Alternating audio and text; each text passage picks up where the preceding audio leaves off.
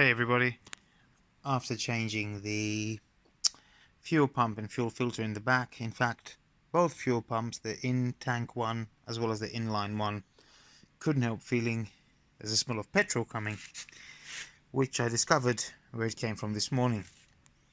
Now pay close attention everyone. I won't start the engine yet because I don't want to die. I will do that later.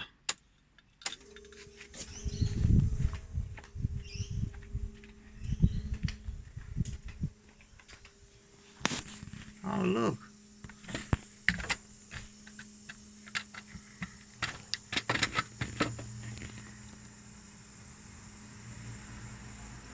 that's not good, is it? Yep, I can see where that's coming from. Any tips?